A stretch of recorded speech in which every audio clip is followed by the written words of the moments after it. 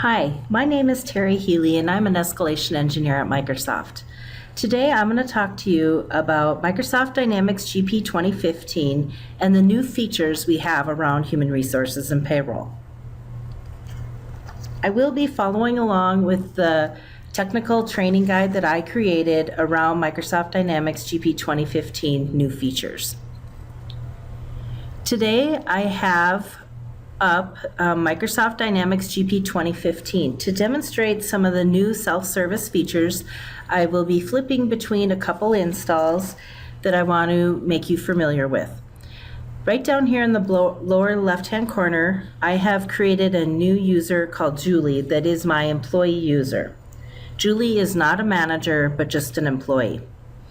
So we can think of Julie as logging into her home page as an employee and what she might want to do throughout the day around human resources and payroll.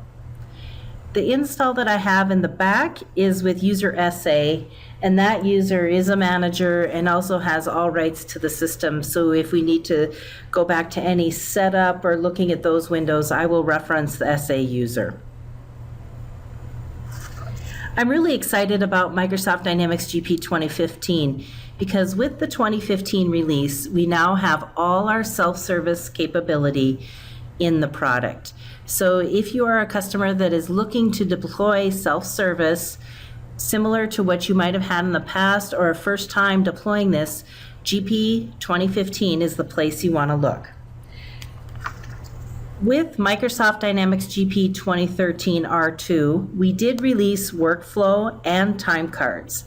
This was the first area that we released. And now with 2015, we have all of the other capability. You can see when I'm logged in to Julie, I go into my home page, and here are all the self-service items I would like to do. I'm going to cover just a couple prerequisites that are in the document, so we are familiar, and if you are using R2 with time cards, this will be a little bit review. So if we go in logged in under SA or a power user, if you go under your navigation pane of human resources, payroll, and if we just choose the employee, I will pull Julie up so you can see how I have her set up. This warning message is telling us that we have a workflow and process for Julie. So that will be nice to know as we have the payroll admin or HR admin users in the back office doing work. If there is a workflow in process, it does warn that, but it does not stop them from making changes on the employee record. So if I pull up the employee maintenance for my employee Julie, under additional information is where we tie the GP user. So all of our employees that we want to use to self-service have to be set up as a GP user ID. If I drill back on that GP user ID, you can see I have my employee of Julie, and they are a limited user. So there is for GP 2015, you would choose the limited user. There will be a new role coming for the self-service user, but right now we would choose the limited user.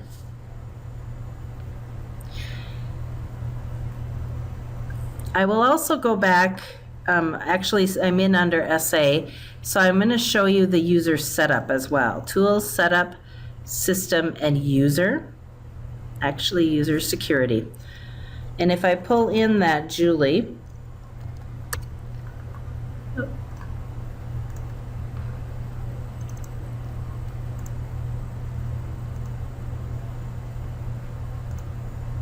you will see that you will only be giving them the employee self-service roles.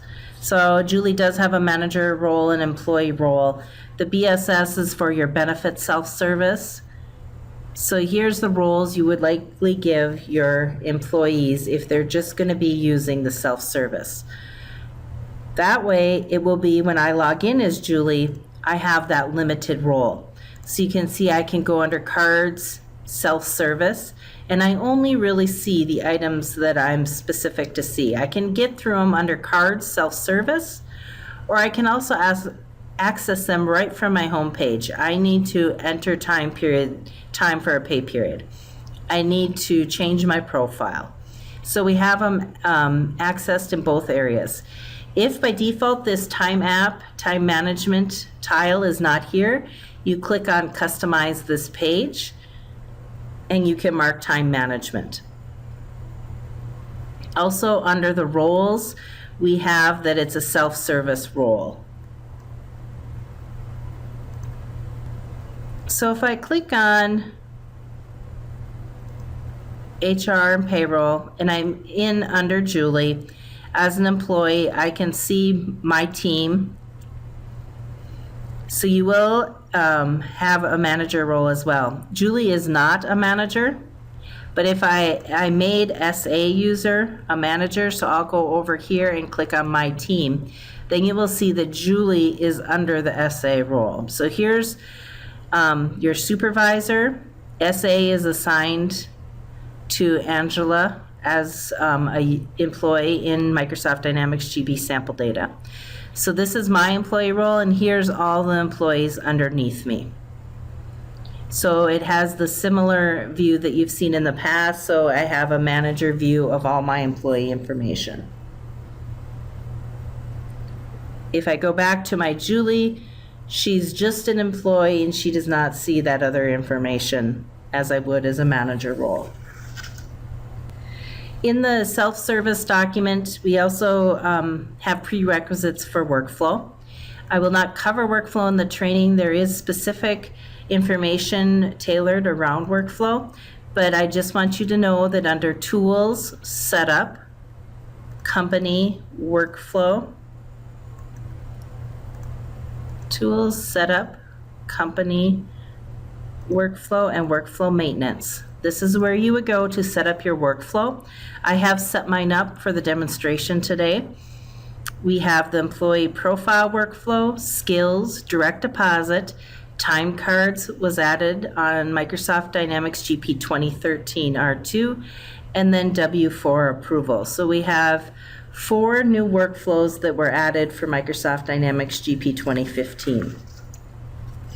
In my technical training document, I have linked you to several blogs that support has written as we learn about the new workflow. If you have set up workflow in 2013 R2, these are just new workflow types that you will need to set up. If you have not set up workflow and you go to use some of the employee self-service items and they're grayed out, that tells you that workflow has not been set up.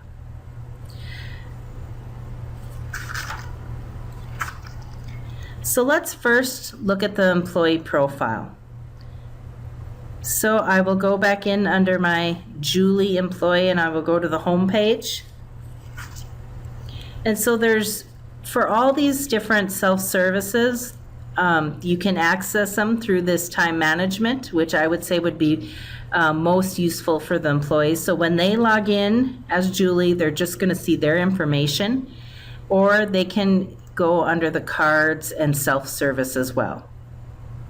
The benefits view enhanced listed right here is for the benefits self-service, which is a separate add-on part of advanced HR. Today I'm going to cover you the core benefit functionality, and that is a view only type functionality. So let's first start by looking at our employee Julie and what she might want to do in her role today. So we will start by looking at the view and update my profile. So you can see it's showing Julie just her information. We can see her address if she wants to change her address, her home phone, her personal information, the emergency contacts, dependents, and position history. The position history will flow based on position information that you have changed throughout Julie's record. The dependents will be her current dependent information. And dependents will be key with the Affordable Care Act changes that have come out, that you can use the self-service to have your employees enter all their dependent information. And so we will be tracked on the ACA forms. Any of the data in this window is mainly pulling from back office information, so you don't need to rekey any of that data.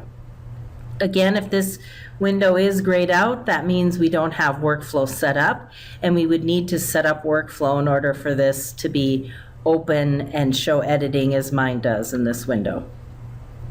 Then we would hit our submit button. It would go to our approval based on our workflow, which is Active Directory based.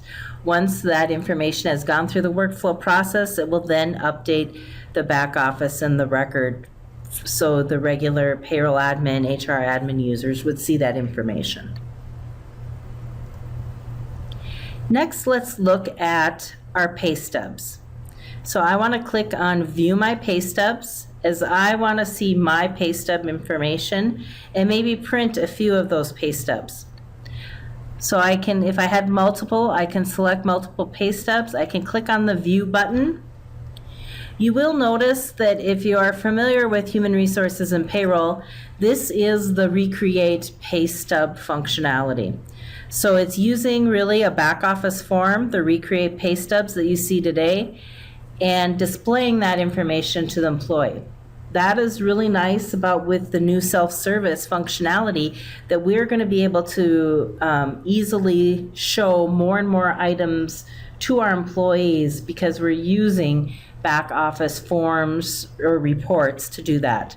So again, it's very easy for us to start showing this information based on windows and forms we already have in the back office.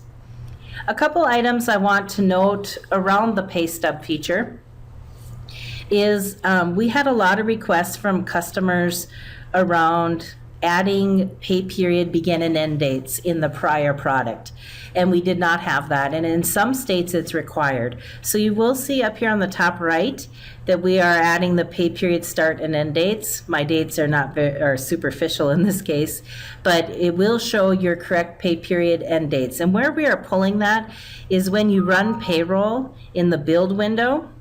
Under transactions, payroll build checks, there's a pay period from and to, and that will display and be stored. We're now storing this data where we never did before. It would go through your check work tables and then be lost. And we heard from a lot of customers that we would like to report on this data. We want it on, it does print on the pay stubs, but then it would leave the work tables. So what we started to do, I'm going to pull up SQL Query Analyzer right here. And in this 3100 table, which is our check history table, so every time you post a payroll, we write one line per employee for that check to this table. So if I do a select on here, you're going to see our check dates. Oh, I got the 100. I'll just do a select on the 3100. And I brought the pay period begin and end dates to the front of the table. It's really at the end. But there's my audit trail code, my check number, my check date, and my employee ID. So we now are going to store your pay period begin and end dates, which will be really nice for reporting if you want to pull that information. So it's in the check history, the UPR 3100 table.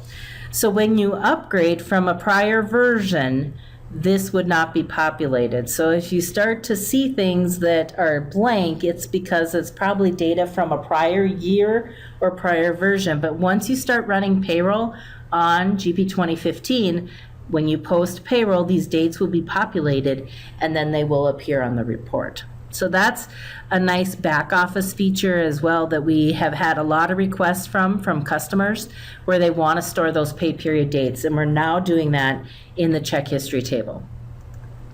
And then we're pulling it right to this report, so they can print this report, and then that'll be their recreate pay stub.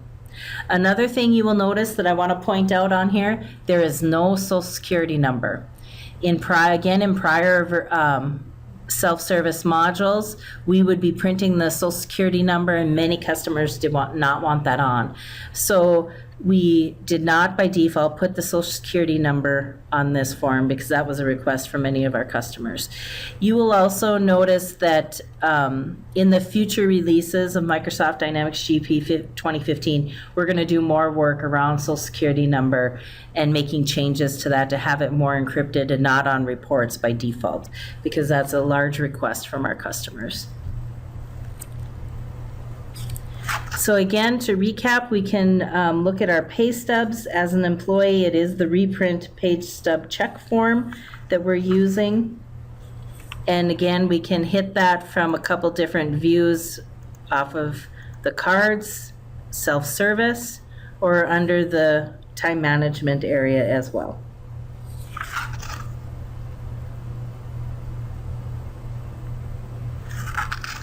The next piece I want to show you is your employee benefits.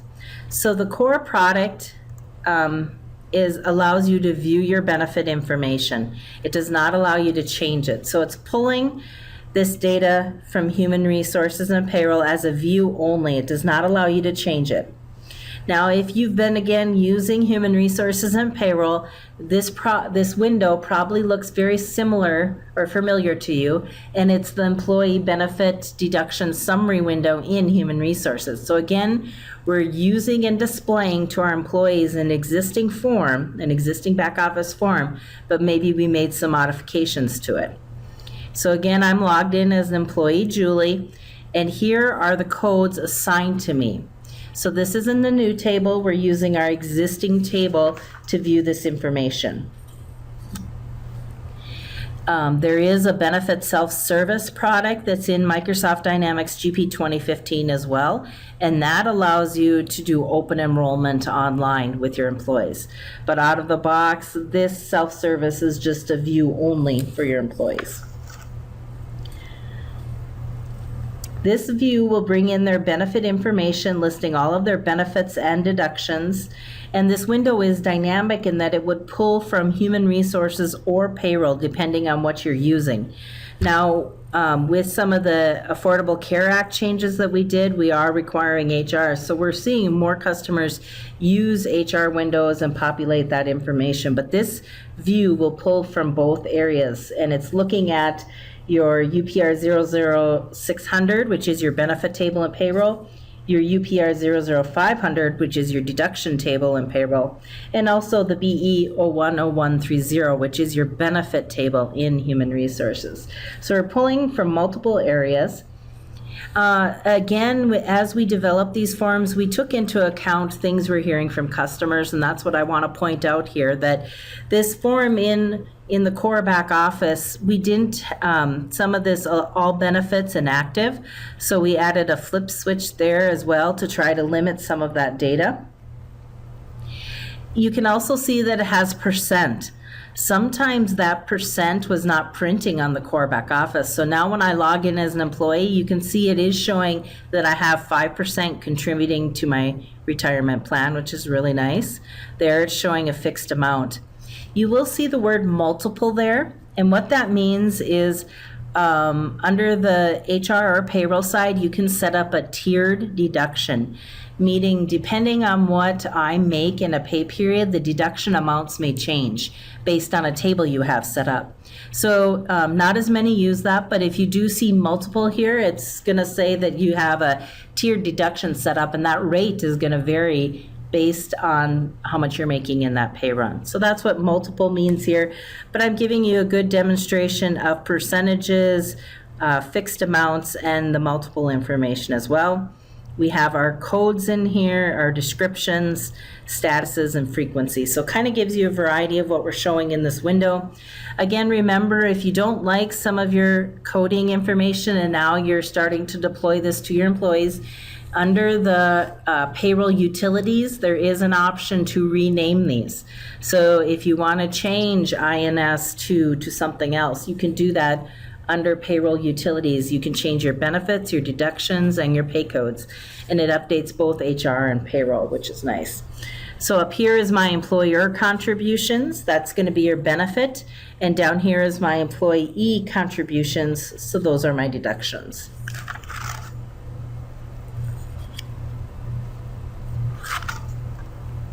Next, let's focus on direct deposit.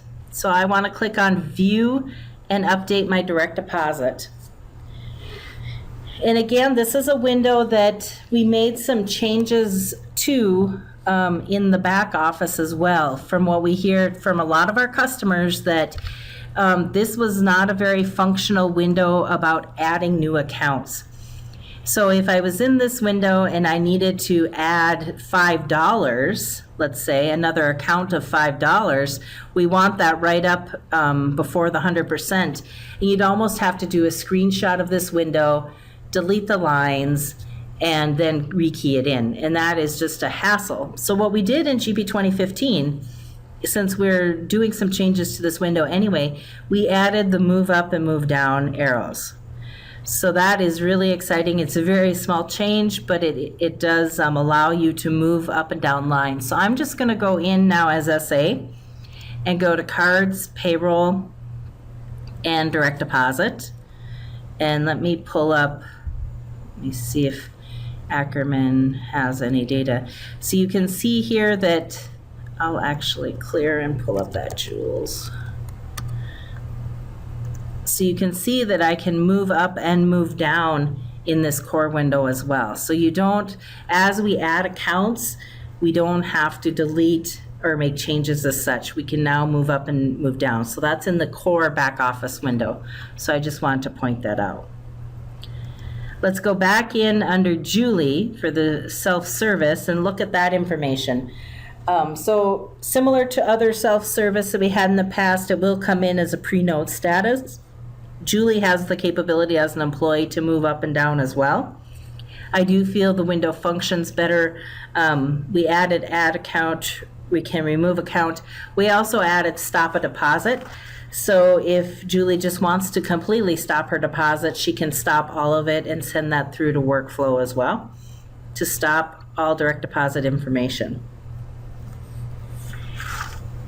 If you are getting prompted for a required field in this window, and I have this noted in my documentation, it's probably referring to the remainder of line number. So if you're a brand new employee and that is not set or set to a 0, it does prompt you to be required field, but it's not very obvious to the employee. So I just want to take note of that the required information is the remainder of net. And remainder of line number means what's my remainder account that I want all my information to go to.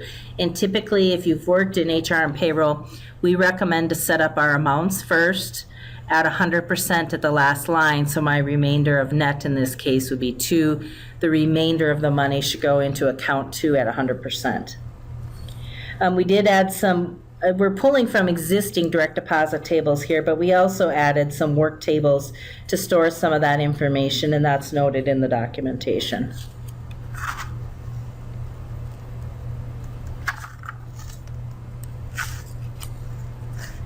The next I'd like to look at is the W-4. So we all know, I'm excited about the W-4 as well because we've added additional functionality to the W-4 to make it easier for you. So even though we're doing all this self-service and some of it's new, but also we're adding functionality that we heard from customers about what they didn't like in the prior self-service products. So that's what's exciting. We have an history tab, and it does open up blank for me as I don't have any history, but it will provide all that history of your W-4s as you track. What's nice about this is you can see I have the W-4 right in my window. So that means no more loading a W-4 form every year. Unless they do change it, which in the past years they've just changed the year anyway. And that's all we do. We change the year on the form and we put out a new W-4 and everybody has to go load it. Now, what the year is doing is coming off your GP user date. So you can see I'm in 1/1 of 2015. So then the year in this right up here in the right hand corner, and then the year right here in the middle is all coming from that user date. So if I had my user date in 2014, it would show 2014. If it's in 2016, it would be 2016. So again, it's pulling from that user date when you log in, which is really nice. And hopefully it'll save some time for everybody on the loading of the form. A few other things I want to point out that I like that we did. We have the federal withholding up here visible to you. So today on my record in the back office, I'm doing 3 allowances and I'm doing an additional $100. So we're showing you what your record is today. In the prior self-service, this all came up blank and it was kind of confusing to the employees. So now we're showing you that information, which is nice.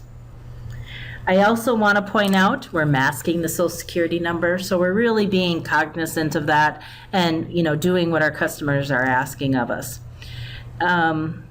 We also have the 3 and the 100 defaulting in here for you. And when I submit my change, or when I type in a change, then this is going to open up and I type in my employee signature just like I have in the past. So this is your W-4 information. I wanted to point out again the years up here, the federal withholding. We have a history tab and my W-4. I also want to show you, see here how we have single, married, and married but withholding at a higher single rate. So what we did to address that and to add some functionality to the product is if we go in, I'm going to now jump over to my SA login and go to Cards, Payroll, Tax. So this is the form that really the W-4 feeds to. When I make changes to my W-4, submit them, and they're approved, they're updating this window, Cards, Payroll, Tax. And you can see right down here, I have this new married withholding as single.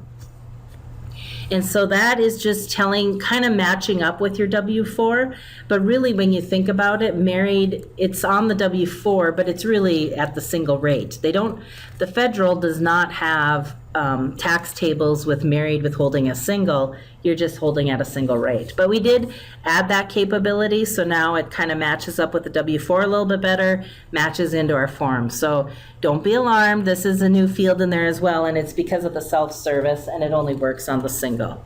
So I wanted to point that out with some additional functionality, and that's all based off the user date. Now, we did have to add a table with this to store all this history, so it's in the UPR 3604 as your new W-4 employee history information. I'll go back over here to my self-service role, and let's talk about skills and training.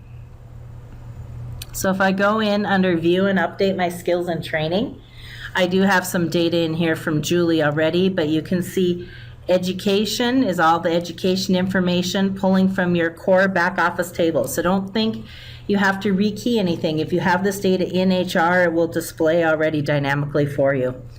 Anytime we have these submit buttons up here, that means we have the workflow in place, which we did add workflow for skills and training, and so you can submit your changes and update the records. I have my test information. It shows the expiry dates, which a lot of customers like. I also have my skills. So you can use skills for any type of test or anything, certification, licensing. They do have expiry dates as well. So if you don't have the advanced module, you can use the skills for some of that tracking as well. It's simplistic, but it is there. What's nice with skills in the back office is you can query the skills. So you can say who has ACA knowledge, and it'll pop up all your employees or your applicants in the back office. So if we have people filling in that information, it helps you with what knowledge base of employees you have for the jobs you may be deploying them to. If I click on training history, this is all my training information that's displayed as well. So education, tests, skills, and training. If you don't see this option, if you don't see skills and training here, or it's not an option under cards, that means that you do not have HR installed on your install base, which now with GP 2013 and 2015, core HR and payroll are all free. We assume everybody's installing them, but if you don't have the skills and training option, it doesn't mean you didn't purchase it, but it means you don't have HR installed, because that one is fully pulling from the HR table. So if it doesn't see it there, and it's not installed, then it's going to be missing. So we need to make sure that our installs have HR and payroll. We did add some HR tables related to this to track our employee training, education, and test. And they are noted in my technical document information.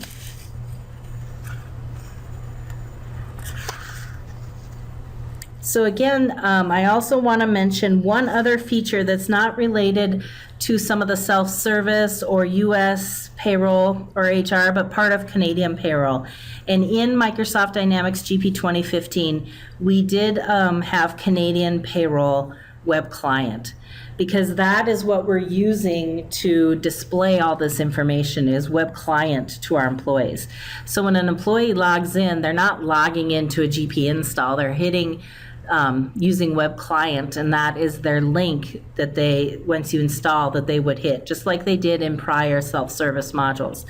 So in order, we had self-service for Canadian payroll in the past, so we need to prepare for that as well. So we opened up Canadian payroll web client. And with some of the self-service that you saw today, now that we got all the core pieces in place that we have in other areas, we are going to continue to focus on what customers want. So continue to watch for that in GP 2015 R2 and the future, about things, think of things that customers want to see on the self-service side. And probably the biggest request is a W-2. That's the next step we need to take. So I want you to know, we are looking at that and trying to analyze what that would take. But right now, the W-2 is not in the RTM version of 2015, but it is something we are considering for a future product release.